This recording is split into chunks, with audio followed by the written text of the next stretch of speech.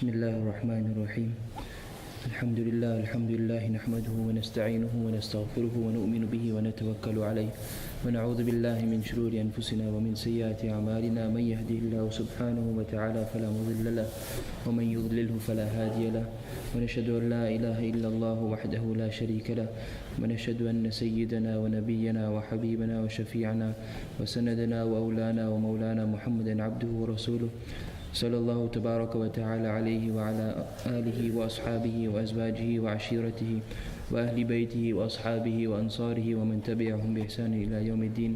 أما بعد فأعوذ بالله من الشيطان الرجيم. بسم الله الرحمن الرحيم. وإذ يمكر بك الذين كفروا ليثبتوك أو يقتلوك أو يخرجوك ويمكرون ويمكر الله والله خير الماكرين. سبحانك لا علم لنا إلا ما علمتنا إنك أنت العليم الحكيم. رب اشرح لي صدري ويسر لي أمري واحلل عقدة من لساني يفقهوا قولي. اللهم انفعنا بما علمتنا وعلمنا ما ينفعنا وزدنا علما. Dear respected brothers, elders, youngsters and mothers and sisters listening at home, in our previous couple of lessons we were discussing regarding hijrah, migration, and we mentioned that most of the Muslims in Makkah, most of the Sahabas from Makkah, they had migrated to Medina, and there were only a few that had remained behind with Nabi sallallahu alayhi wasallam. Other than Nabi sallallahu alayhi wasallam, Abu Bakr radiallahu an, Ali radiallahu an, and Abu Bakr radiallahu an, whose family, the ill, the elderly people, and the vulnerable Muslims who were trapped in the clutches of the disbelievers, all of these people were still left behind in Makkah. The rest of the Sahabas had all migrated towards Medina, and they had continued their worship and their mission in Medina. Today, inshallah, we will speak about the migration of Nabi sallallahu alayhi wasallam, what happened when he went to the cave of Thawr, Ghar Thawr, and the story of Ma'bad radiallahu anha. When the Quraysh, they started realizing that they weren't able to prevent the companions of Nabi sallallahu alayhi wasallam from migrating, because they tried the utmost best from stopping the Sahabas from migrating. We mentioned in the previous lessons as well, they threatened the Sahabas, they scared the Sahabas, they bullied the Sahabas, and in every sense they tried to stop them from migrating towards Medina. When the Quraysh, the Kuffar in Makkah, they started realizing that they aren't able to control this, they had two main fears. They were scared of two things. Number one is that the trading caravans that needed to pass by Medina, the Quraysh, the trading caravans that used to pass by Medina, they were scared that these caravans were in danger, because the Sahabas of Medina, they might capture these caravans. So that was their first fear. The second fear they had is that they will lose all of their political strength and all of the power that they possessed in the Arabian Peninsula, because the Arabs, obviously, they had control, the Quraysh, they had the control over the whole Arab Peninsula. So they were scared that this political strength and this power will be taken away from them. So they needed to somehow destroy, this effort of Nabi sallallahu alayhi wasallam. So first of all, like we mentioned, they tried to stop the Sahabas from migrating. When they didn't succeed in this, and all of the Sahabas, most of the Sahabas, they migrated towards Medina, the next mission, what they decided is, let's destroy the leader of the enemies. As in, let's just destroy Muhammad sallallahu alayhi wasallam. If we destroy Nabi sallallahu alayhi wasallam, then everything will be back to normal again, and the Sahabas, they will return back to us. So they thought, let's make some kind of consultation, let's make a mashwara. So a number of chieftains, they gathered in a place called Darun Nadwa. In a place called Darun Nadwa, a lot of the mushrikeen of Makkah, the non-Muslims, they gathered amongst them Utbah bin Rabi, Shaybah bin Rabi'a, Abu Sufyan bin Harb, Hakim bin Hizam, Umayyah bin Khalaf, Abu Jahl, etc. Actually, amongst these, some of these later on became Sahabi. Khair, anyway, they gathered in the house of Darun Nadwa. Okay, what shall we do about this? Because Nabi sallallahu alayhi wasallam and his Sahaba, they are all migrating and they are taking control over things. So whilst they had gathered together, Iblis, Shaitan, he came to their gathering at the door, and he came as an old man. So they asked him, who are you? So Iblis, Shaitan, he replied that I am a sheikh from Najd. Najd was a name of a place. He said, I am a sheikh from Najd. I wish to listen to you people, and I wish to assist you with my personal opinion. In whichever way I can assist you, I will assist you. This is what Iblis, the Shaitan, he said to the people there. So he was allowed entry. They gave him permission to enter. Khair, anyway, so they asked amongst each other, what should we do about Nabi sallallahu alayhi wasallam? So somebody said, let's imprison Nabi sallallahu alayhi wasallam wasallam in a fully closed closet, so that he isn't able to go anywhere.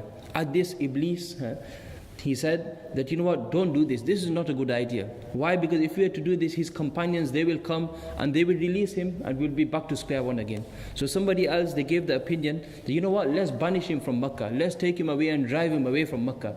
At this, Iblis said, this is not a good idea as well. If we were to drive him away from Makkah, he will get other people with his sweet tongue, with his sweet words. He will get an army together, and there's a possibility that they might come and attack us in Makkah. So he said that, this is not a good idea as well. So after this, they all gave their opinions, and Abu Jahl said, let's get all of the young men from each tribe and let's assassinate Nabi sallallahu alayhi wasallam. If we get all of the young people from different tribes, then Banu Abd Manaf, which is the tribe of Nabi sallallahu alayhi wasallam, they won't be able to take revenge on any one particular tribe. If they want, they will have to take revenge on all of the tribes, because we've got one person from each tribe. So Iblis, upon this, he said, this is the best idea. Iblis, obviously, he knew that Nabi sallallahu alayhi wasallam is going to conquer everything. So then Iblis, he said, this sounds like the best plan, and this is the best idea.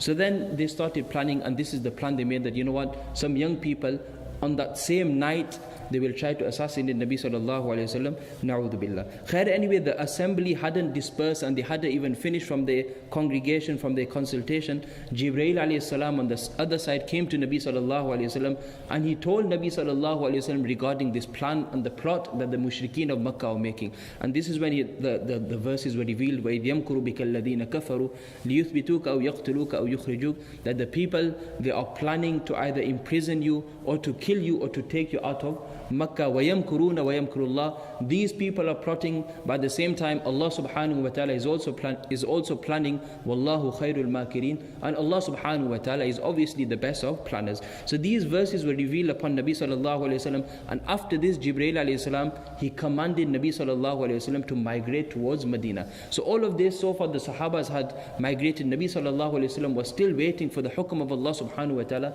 to come to migrate. Upon this occasion, Jibreel alayhi salam, he said that you have been given permission to migrate.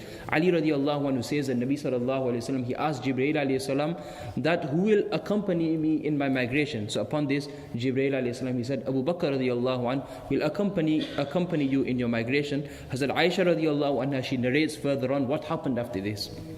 So Hazrat Aisha radiallahu anha, she says that, obviously she was very young at that time. She says that Nabi sallallahu alayhi wasallam, he would come in the house of my father Abu Bakr radiallahu anhu.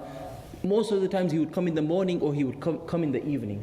But on one particular day, Nabi sallallahu alayhi wasallam, he came to us in the afternoon at noontime.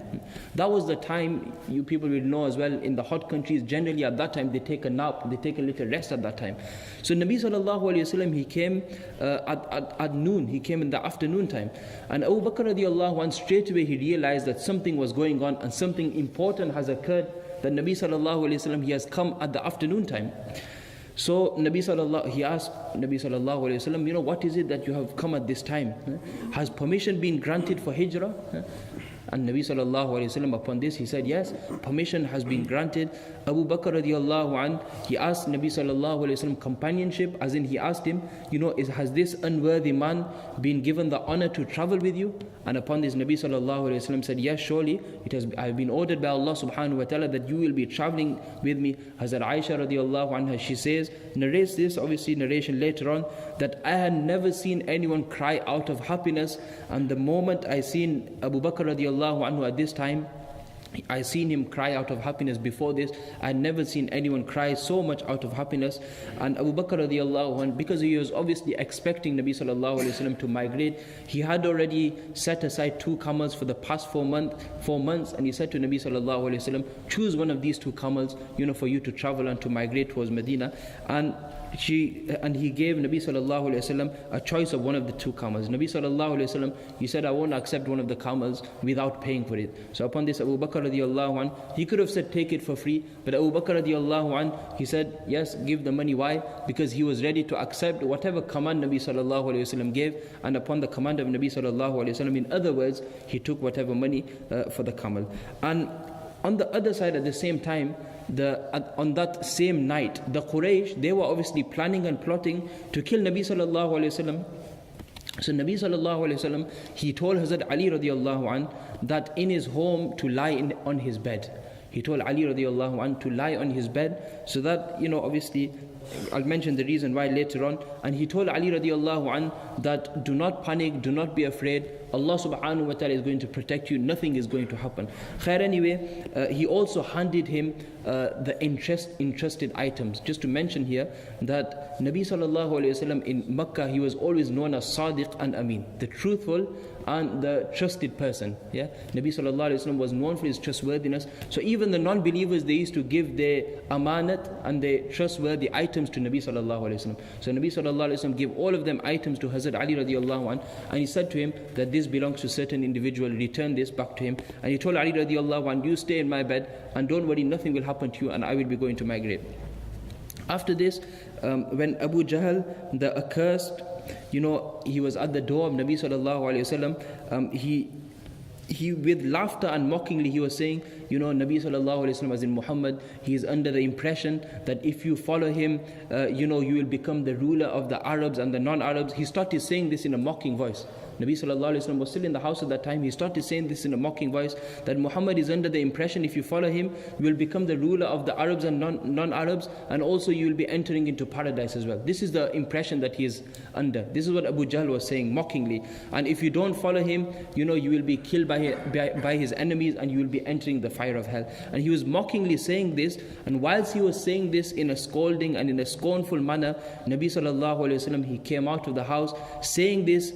Nabi sallallahu alayhi wasallam said that will definitely happen to you. That will be happening to you, and you will be one of those that will die upon the hands of my Sahaba, and you are one of those who is going to be entering into Jahannam. Nabi sallallahu alayhi wasallam recited the opening verses of Surah Yasin all the way till وَجَعَلْنَا مِن بَيْنِ أَيْدِيهِمْ سَدًّا وَمِنْ خَلْفِهِمْ سَدًّا فَأَغْشَيْنَاهُمْ فَهُمْ لَا يُبْصِرُونَ. He threw some sand in the face of the enemies, due to which they weren't able to see Nabi sallallahu alayhi wasallam, who passed right by them to set off towards the house of Abu Bakr radiallahu anhu. And after this, Nabi sallallahu alayhi wasallam, obviously he went towards the house of Hazrat Abu Bakr radiallahu anhu. After reaching the house of Abu Bakr radiallahu anhu, together they obviously, as they planned, they mounted towards the mountain of Thur, Ghar Thawr, and they went towards Ghar Thawr. And a man, when this was happening, a man, he passed by asking Abu Jahl and his companions, what are you waiting for? Because they were still waiting for Nabi sallallahu alayhi wasallam to come out of his house to kill him, to assassinate him. So a man, he was passed by, he asked him, what are you people waiting for? So they said, okay, we are waiting for Muhammad sallallahu alayhi wasallam. And this person, he said to them, may your people's efforts go in vain. He's put sand over your people's faces and he has passed by, and you people haven't even realized. You people have failed in your pledge. And they were like, what are you talking about? Next morning, when they realized that Hazrat Ali radiallahu anhu came out of the bed, and they realized that Nabi sallallahu alayhi wasallam wasn't there and he was right, and they were shocked, and they asked radiallahu anhu, where is he? So Hazrat Ali radiallahu anhu, he said, I have no idea where Nabi sallallahu alayhi wasallam has gone. And after this, Nabi sallallahu alayhi wasallam, he continued his journey, and whilst he was leaving his home, when he went onto one of the mountains, he addressed Makkah and he said, Wallahi innaka la khayru ardillah wa habbu ardillah wa lawla anni ukhrijtu minki ma kharaj. He addressed the city of Makkah. Obviously you've got to understand, this is his native land, this is where he's born, this is where he's staying. So he addressed the city of Makkah that I swear by Allah that you are the best of all lands, you are the most dearest to Allah subhanahu wa ta'ala.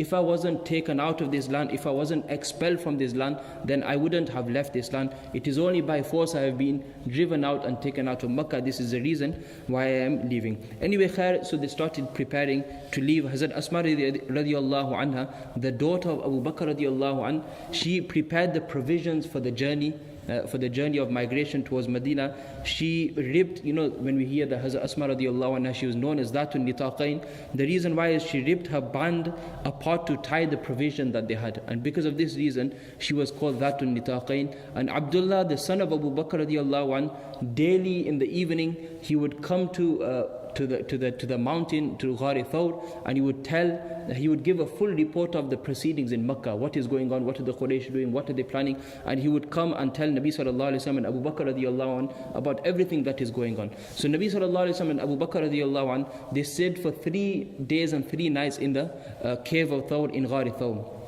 Amin bin Fuhaira radiallahu an, he was a slave of Abu Bakr radiallahu an. He would graze the goats throughout the day, and in the evening he would come and he would feed Abu Bakr radiallahu an and Nabi sallallahu alayhi wasallam. And the fourth person, Abdullah bin Urayqit, he was hired as a guide for Nabi sallallahu alayhi wasallam to guide him towards Medina. He was a mushrik, he was a polytheist, but even then Nabi sallallahu alayhi wasallam hired him because he knew all the routes towards Medina which people weren't aware of, the coastal routes. Why? Because obviously they couldn't go openly, they had to take such a route where the people wouldn't know, because if the people, they had found Nabi sallallahu alayhi wasallam, they would obviously assassinate Nabi sallallahu alayhi wasallam. So Abdullah bin Urayqid, he joined them after 3 days. Moving on, when Abu Bakr radiallahu an and Nabi sallallahu alayhi wasallam, when they were proceeding towards the cave, one amazing thing, Abu Bakr radiallahu an, he would constantly move in front of Nabi sallallahu alayhi wasallam. Sometimes he would move behind Nabi sallallahu alayhi wasallam.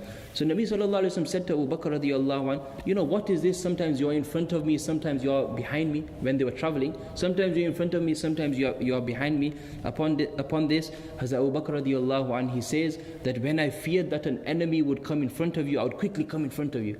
And when I feared that an enemy was behind you, I would quickly come behind you. So Nabi sallallahu alayhi wasallam, he asked him, what is your reason of this? So obviously Hazrat Abu Bakr radiallahu an, he said, the reason of this, because I wanted to sacrifice my life for your sake, that I could be attacked, but the Nabi of Allah sallallahu alayhi wasallam could not be attacked. This is why Abu Bakr radiallahu an became Abu Bakr radiallahu an, because he was ready to give everything for the sake of Nabi sallallahu alayhi wasallam. Moving on, when they got to the cave, obviously Hazrat Abu Bakr radiallahu an, he went inside, he cleaned the cave, and then Nabi sallallahu alayhi wasallam entered the cave.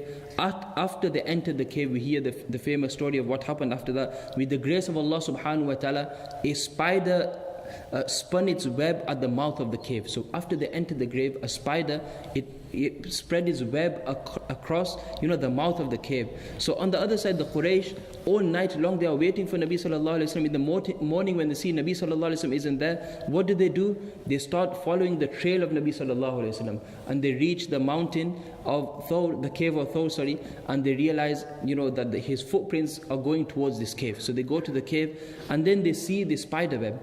And when the kuffar, they see the spider web, what do they say? لَوْ دَخَنَ هُنَا لَمْ يَكُنْ نَسِيجَ الْعَنْكَبُوتِ عَلَى بَابِ. That if Nabi sallallahu alayhi wasallam had entered this cave, this spider web wouldn't be at the mouth of this cave. And like this, they thought that Nabi sallallahu alayhi wasallam and Abu Bakr radiallahu an, they are not here. So they obviously went away. Upon this, Abu Bakr radiallahu an, he says, later on he narrates that when the Quraysh, when they had reached the mouth of the cave, I anxiously said to Nabi sallallahu alayhi wasallam, if any one of them was to lower the gaze, Ya Nabi, Ya Rasulullah, they would definitely see us. Abu Bakr radiallahu an, obviously he was scared, but upon this, Nabi sallallahu alayhi wasallam said, Ma dhannuka ya Aba Bakrin bithnayni Allahu thalithahuma.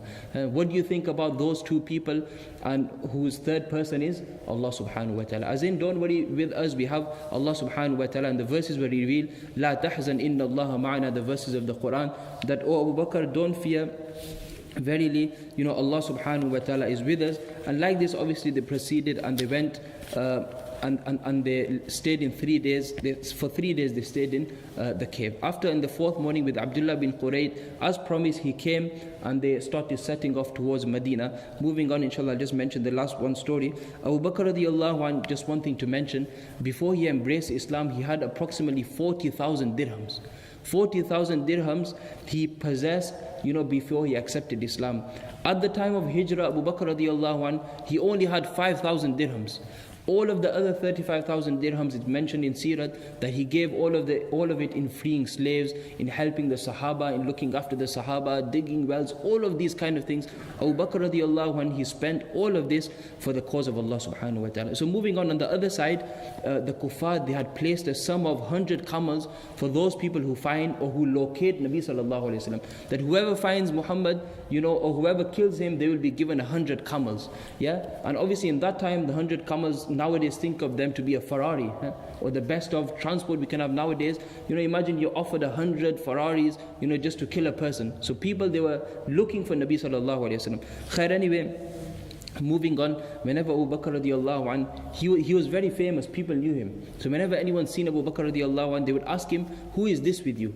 Pointing towards Nabi sallallahu alayhi wa sallam. Abu Bakr radiallahu an, he used to say, هَذَا الرَّجُلُ يَهْدِينِ. This is the person, he is showing me the way. But in his heart, Nabi sallallahu alayhi wa sallam, actually he wasn't, Nabi sallallahu alayhi wa sallam wasn't the guide. The guide was Abdullah bin Urayqid. But the meaning Nabi sallallahu alayhi wa sallam meant from this is that he is the one showing me the road towards goodness and the road towards hereafter. This is called tawriya, which we learn about in kitabs. And like this, Nabi sallallahu alayhi wa sallam, he set off towards Medina, and whilst they were going, the last story to mention, they came across a lady with the name of Ma'bad radiallahu anha, who obviously became a sahabiya. And when they passed the tent of Ma'bad radiallahu anha, a miracle took place here. She was a very remarkable, normal, and she was a very hospitable woman. She was a very hospitable woman. She used to always look after the guests. She was very, very generous. She would sit on the pouch of her tent. Hazrat Abu Bakr radiallahu anhu and Nabi sallallahu alayhi wa sallam and the companions, they asked her for some food, for some dates and meat so that they can buy it from her. She said, by Allah, I don't have anything in my possession. And Nabi sallallahu alayhi wa sallam, his glance fell onto a goat. He seen a goat by the tent of Ma'bad radiallahu anhu.